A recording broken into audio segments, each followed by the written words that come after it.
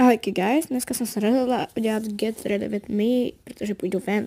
Takže jsem se učesala a řekla jsem si, že to tady budu předělat, protože tam mám masivní bordel. Jo, a tak už to vypadá jakoby předělané. A ještě ty šupličky tam dám a je to, takže sled. Tady neřešte tu deku, to je takový lehký outfitček, co se vezmu, normálně mám to úplně nevyžehlený a bordel z kabelky. Jsem si řekla, že si udělám a jakoby i vyčistím kabelku.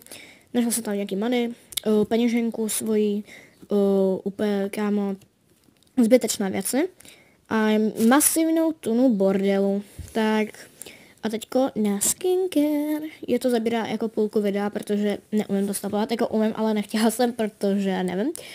Jo, nesuďte moje úplně mega masivné čelo, takže jakože jo, mám hodně masivní čelo, prostě nesuďte mě, nesuďte. To je jedno. Takže teďko, tak jsem si šla dát můj oblíbený krém, je to asi proti vrázkám, ale mě to hrozně jako hydratuje jakoby tu leď, takže je to velmi skibedy, miluju to. Tak jsem si to, vždycky se dávám takhle na tváře a i trošku na čelo. A teďko jsem se koukala do zrcátka, asi nevím, takže jsem si to takhle hezky napatlala. No, nice, vypadám jako úplně debil.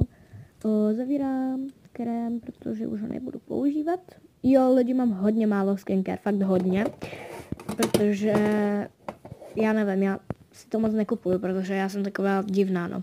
Každopádně si to rozmažu, tady ten krém se nedá mazat jinak než takhle, je úplně hrozný. No, jako je dobrý, ale prostě to je jedno. Já se tady chci mazat jako úplně skvělý divnoch, takže tak, no, teďko si to takhle to. A teď nevím, co hledám, teď hledám asi lesk. Jo, přesně tak. Každopádně,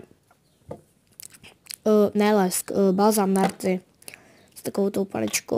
Ten miluju úplně, ten je můj oblíbený, ten si dávám skoro každý den. Takhle jsem na té palici měla chlupat nohy psa, protože on hrozně chlupatý je, takže nevím, co to miluju, guys. Takže tak no, takhle si to dávám na držku, nevím, proč to dávám jako debil. Každopádně to je jedno, ne? Tak to dávám zpátky do toho balíčku, nebo co to je za věc. Takhle velmi skibedy. A jestli chcete ještě part 2, tak mi určitě pište do komentů.